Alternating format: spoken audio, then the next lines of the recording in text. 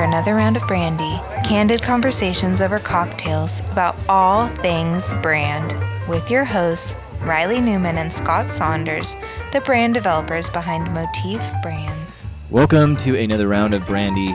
Today, we are focusing our topic on a questionnaire we put out on our social media. We have a Brandy podcast Instagram, as well as our Motif Brands, and an answer came back regarding which topic we should do next, and someone wrote in about luxury brands, which we both thought was a really good direction, just because it comes up a lot. It's a big topic. Yeah, it's very, very wide of a topic, even though the luxury market can be very niche for a lot of people. So we're going to dive into the perception of luxury, what kind of luxury brands there are and how they differ, and if that's your goal as a business to make your brand viewed more luxurious or elegant, then what does that look like? I think, when it comes to luxury, I think I always look at it as people say, oh, it's this category. It's kind of like movies. It's like, oh, is it an action? Is it a thriller? Is it a comedy? Is it a rom-com?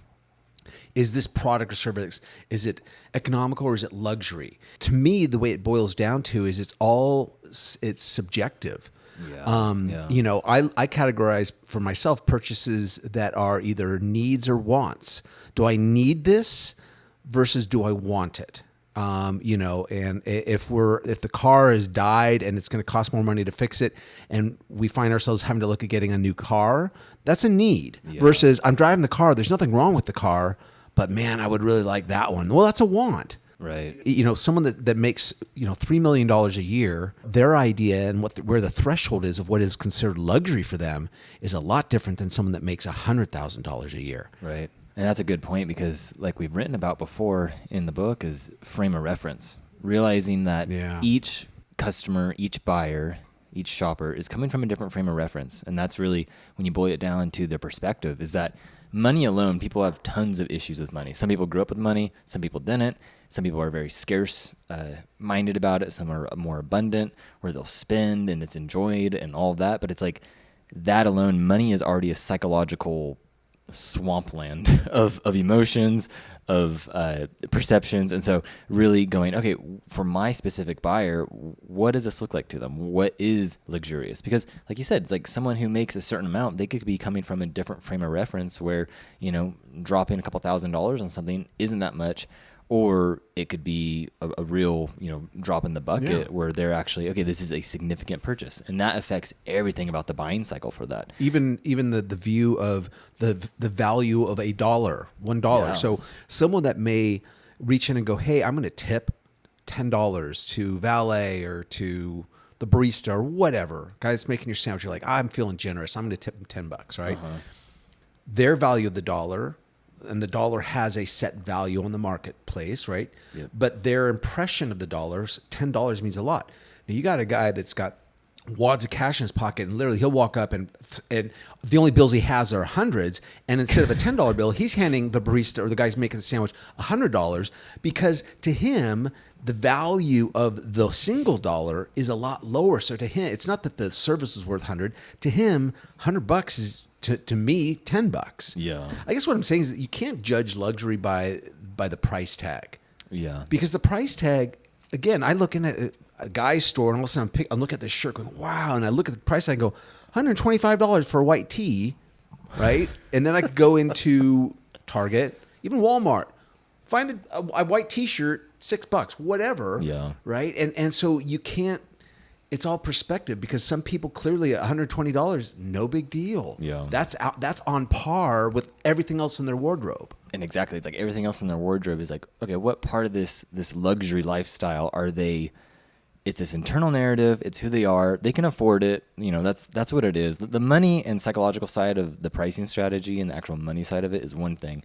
But then it's like on the brand side, on the business side, how do you capture that perception or be perceived that way? Because you do have luxury brands from, Balenciaga to Supreme to Gucci and Prada. But they're signaling in totally different ways. And that's where it becomes interesting, especially like the fashion world is huge hyperboles of this, but even in automobile and, even like fine wines and stuff, you get these very dramatic expressions of it. And kind of like we talked about before with the themes and the theater of it, is that luxury brands, they not only have different props and and performances, but the entire experience of it with the audience is much different than what you'd expect with, a different caliber of brand. And so I think when we talk about luxury, it's nailing down that perception and really going, okay, what does it mean to your specific audience and how does that translate over? If we are defining that luxury is subjective, in general premises, luxury is subjective. Mm-hmm. I guess the question is if, and you raise a great question, because a lot of it is what we try to preach is application of brand theory and things that people can, understand and utilize to better their brand. Right. Yeah. If they're trying to be perceived as luxurious, what are some ways that a business can obtain a sense that the brand is signaling luxury? Yeah. For instance, is it broken down rates and broken down commodities, or is it bundled in more subscription type of things with tiers? Does one lend itself more to a more luxurious brand versus another? Because that's more of a business and pricing strategy, but psychologically, it does convey and signal to the audience in the market space, right, about it being a luxury. Would you say there's one that's better than another? Or is it, again, obviously just it depends, but I think those are the types of things that, to me, a luxury brand on whatever level seems like you're trying to signal desire and hope that one day you'll be able to employ this brand in your life. Yeah. All right. Yeah. Now, whether that's exclusivity, whether that is brands that are not desperate to advertise because they don't have to. And even if the brand has to, the brand doesn't want to come across desperate.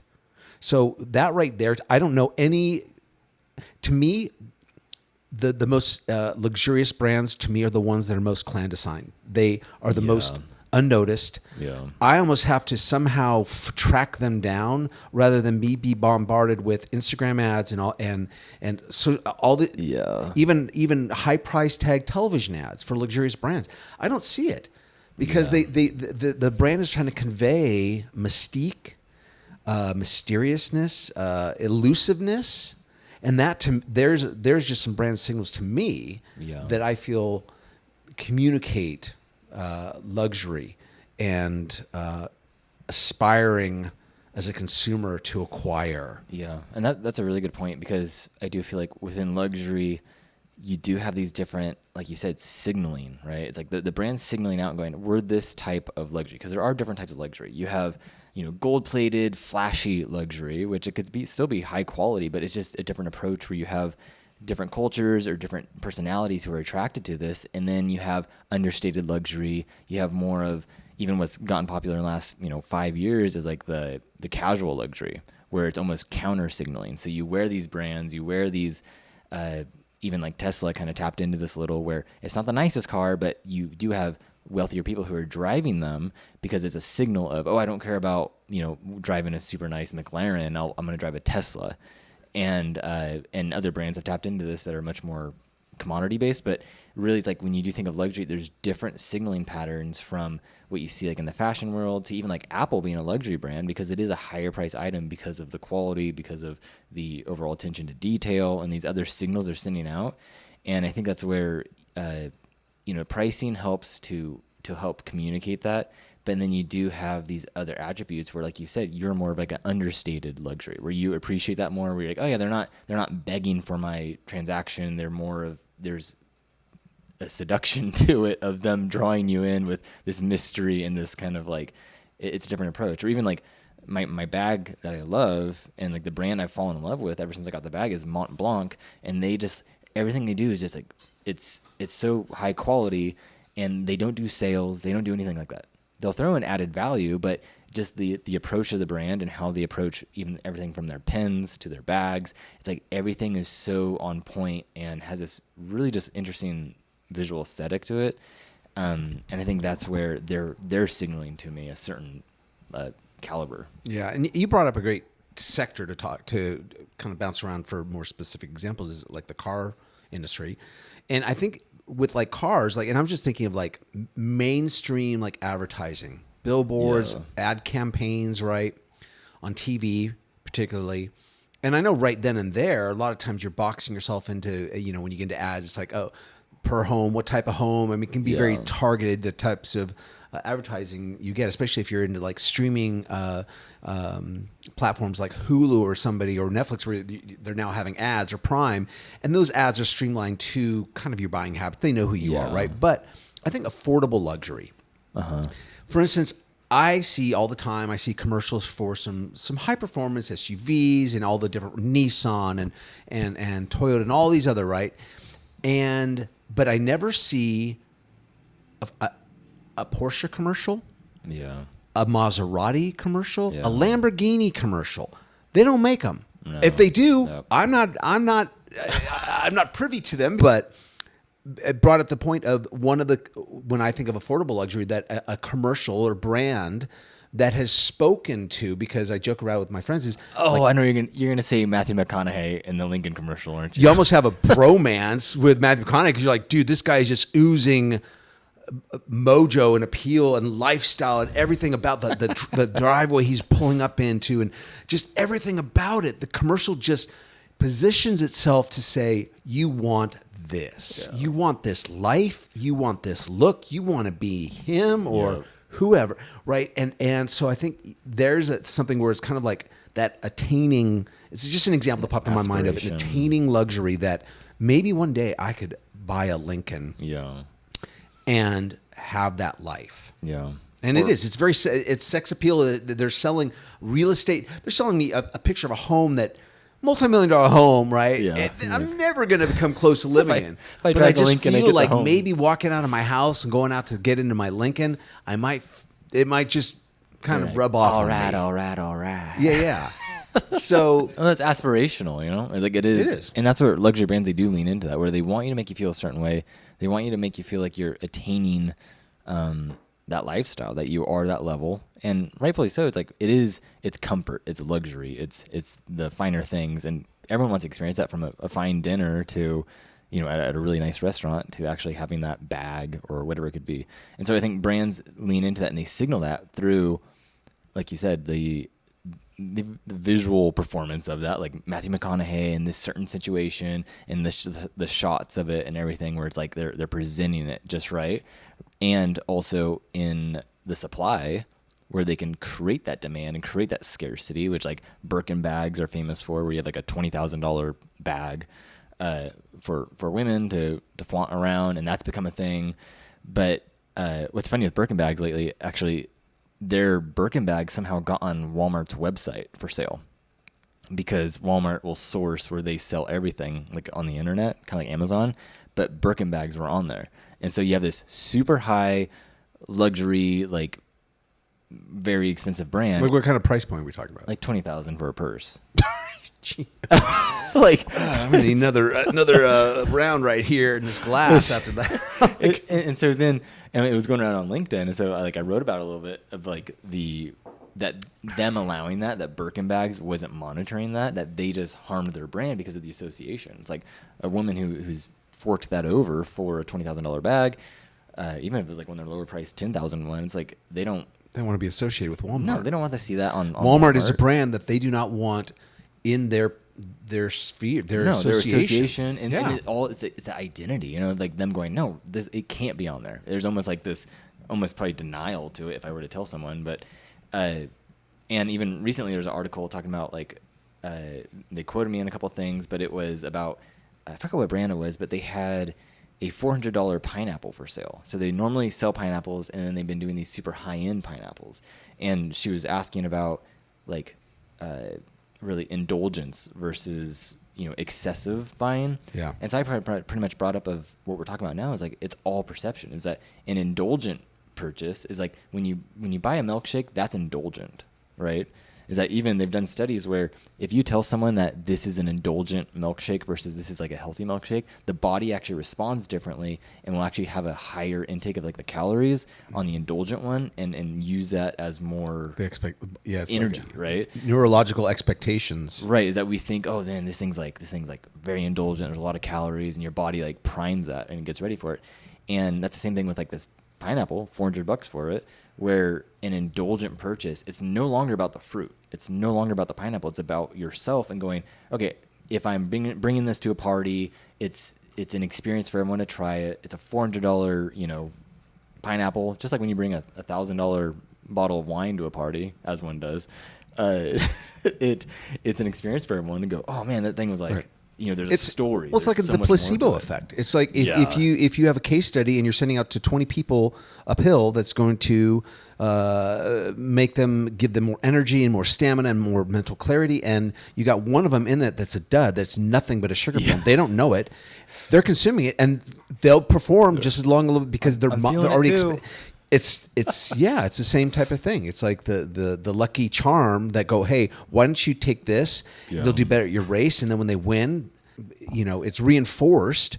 It's interesting because when I think about luxury brands, I think, the people that are the higher up you get in luxury brands, right? So now you're entering different consumer spheres of income and disposable income, and who tires that. I think the higher you go, the less traditional conventions of advertising there are. Yep. You think about it, the people that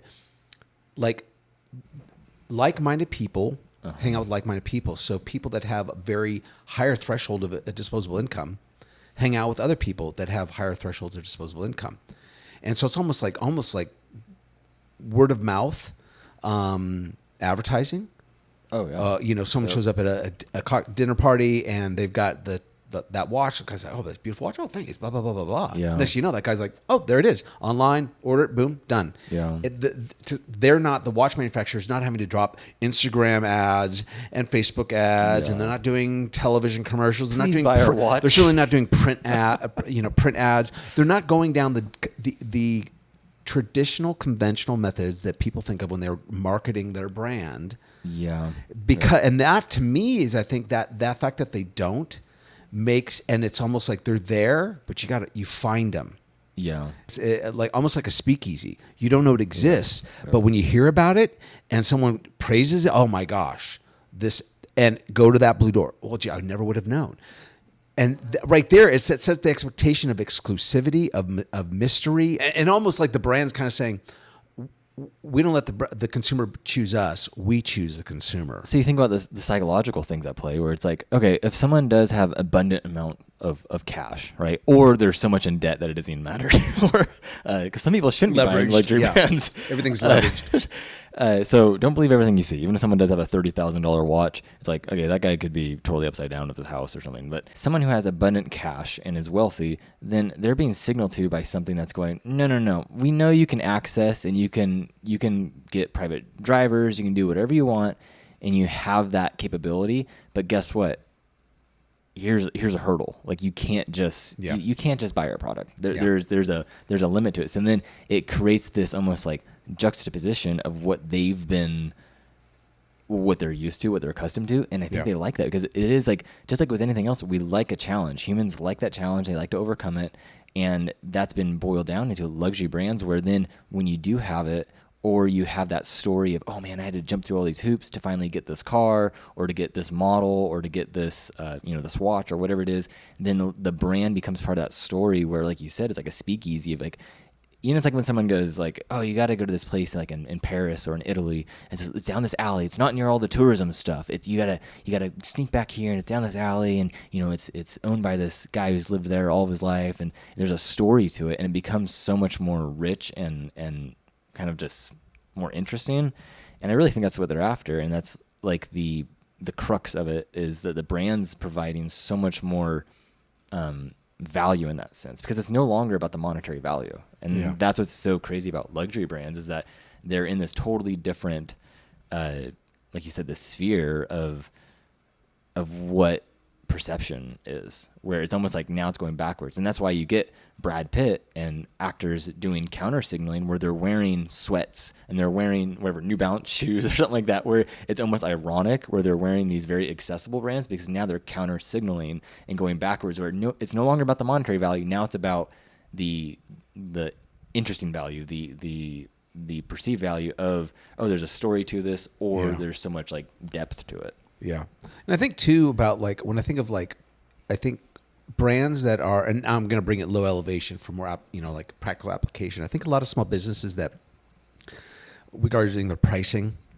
to me, as a consumer, I think, or my opinion is, and maybe you agree, is that like if you're trying to achieve a luxury status as a brand, things like sales, promo codes, 2-for-1, any discounting any of your service or products is a no-no. And here's a great example. Apple, you can never find, if you're buying a new laptop, whether you go to Apple, whether you go to any other store, you're gonna they lock in on the price. They don't allow people to put laptops on sale. Yeah. They don't leave it to the individual distributor, whether it's Target or whoever is selling their laptops. You are not allowed to drop that price. And the fact that it doesn't matter where you shop, the price is the price. That to me locks in that this is a luxury. Accessible luxury, because I'm an Apple user, but there's an example that I've encountered brands that are trying to go after more the higher end market, but then they continually they'll make the same mistake of then having reduction sales or a Memorial Day sale and all these things, and to me that is defining your consumer to be they're more locked in on value than they are on luxury. Yeah. And so for a luxurious brand, for a brand trying to be more luxurious, that's the simplest thing you could do or not do is drop your prices. Yeah. And it's like that Warren Buffett quote of price is what you pay, value is what you get.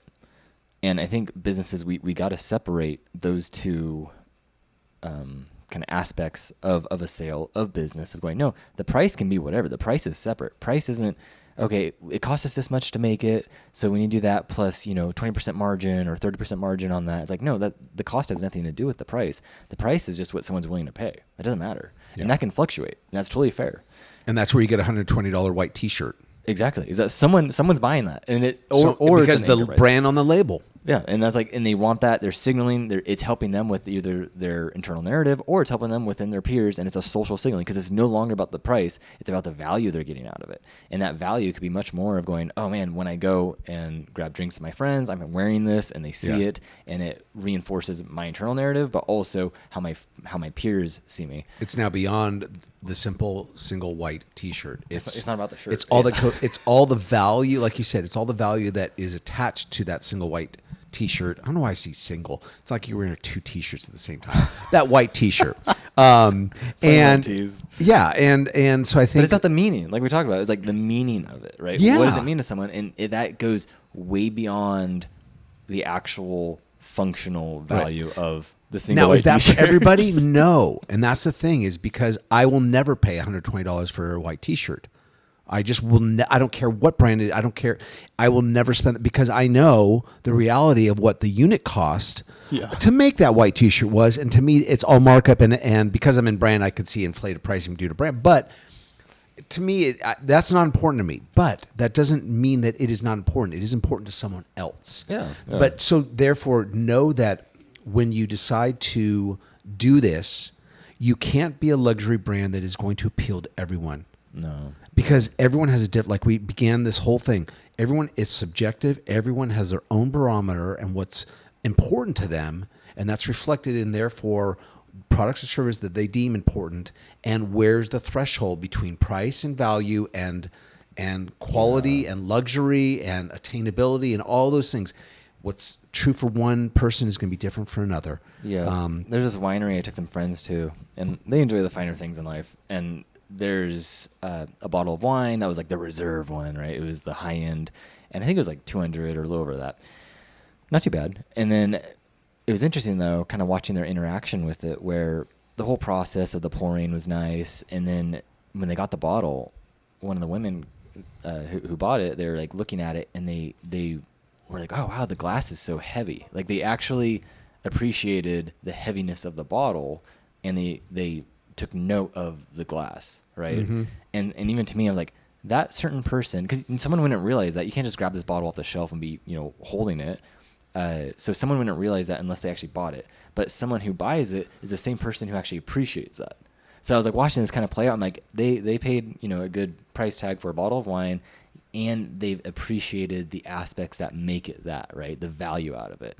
And they actually took that into consideration of, oh wow, this feels different. Yeah. Even just the touch and feel of it. I'm like, that was very much of like what I always reference, like Seth Godin saying, people like us do things like this. And whoever that certain audience is, no matter how they feel in a certain way at a certain time, understanding that, how they feel and their specific, personality, psychographic, it's like, that's what's important, because then you can relate to them. You can get in their heads. Well, it's kind of, I don't know why you were talking about tactile feel and that type of thing. And made me think of Crown Royal whiskey, which is, if you're into whiskeys, which we are, but there's different price points. But, a $50 to $60 bottle of whiskey is, yes, that's higher than, say, Jack Daniels.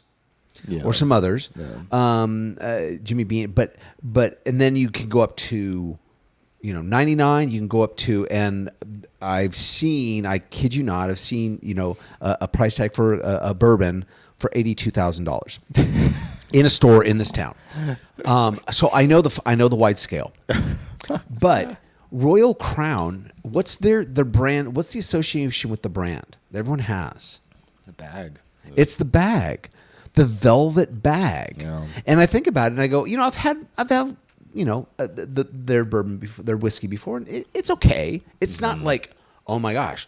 But the fact that the $56 bottle of whiskey that comes in a velvet bag, are they a luxury brand?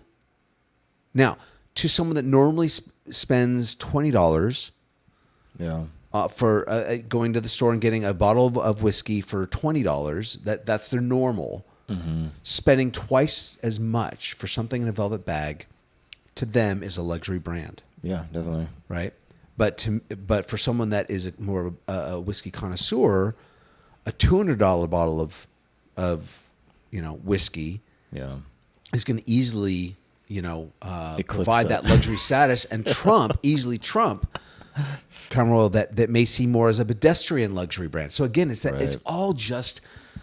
It's perception. Yeah, it is just perception. And really, it's like, I think the bag is interesting, an interesting move, because I see luxury brands do this where they create something that's so different, where the engagement between the buyer and the brand, there's either something, there's an obstacle, or there's something different that's not par for the course for that normal, I guess, interaction of like a whiskey bottle. It's like the bag's on there. That's weird. That's interesting. Why are they doing that, right? And even like Tesla, which is considered a luxury brand, even though the quality of their cars might not hold up against that, but they did that by not doing, when they first rolled out, they weren't doing actual physical auto locations where you could sell the car and test drive and all that. It was a different thing. So and Starbucks did this, which is technically luxury because it's a luxury to buy a $6 drink. They did this when they rolled out by doing, tall, grande, vente, and introducing this new language for small, right? Shorty, shorty, and they introduced this different language, and cappuccino, whatever, frappuccino, and all these different words that Americans aren't accustomed to, and they did this where it became this new vernacular, this new interaction with a very basic commodity of coffee. And that's what these brands do, is where you create this different approach where, okay, this is different. It's like when someone experiences French food and they're going through it and they're saying all the French words and all that, and it makes them feel a certain way. And so even ordering at Starbucks or going through Tesla, going through whatever it may be of some of these super high-end brands where it's it's a different interaction. So therefore you can't compare it to the status quo of that market. Yeah.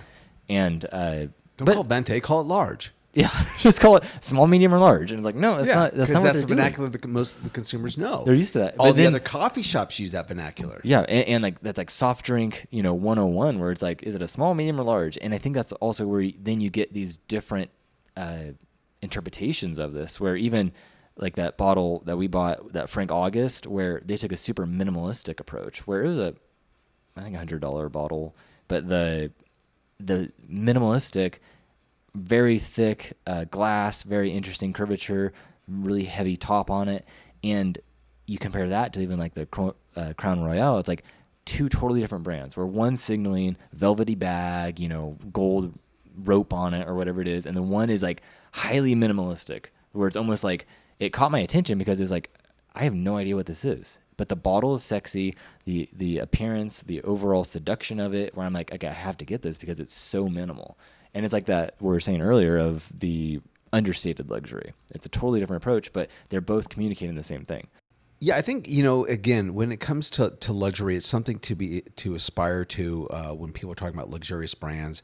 It's all about perspective. Every little, wherever the small business is, whatever current market sector they're in, they can be perceived as luxury within their price point, within their sector. One brand might be perceived as more luxurious than another, and a lot of times that comes down to the tactile visual, more minimalistic, more mature color tones, things like that. They're not going to have QR codes all over the place. They're not going to be pedestrian in how they communicate and signal to the audience. So there isn't, again, when we were asked to talk about luxury brands, it's not so simple that it's like you're scrolling through your streaming service trying to find a category of a movie to watch.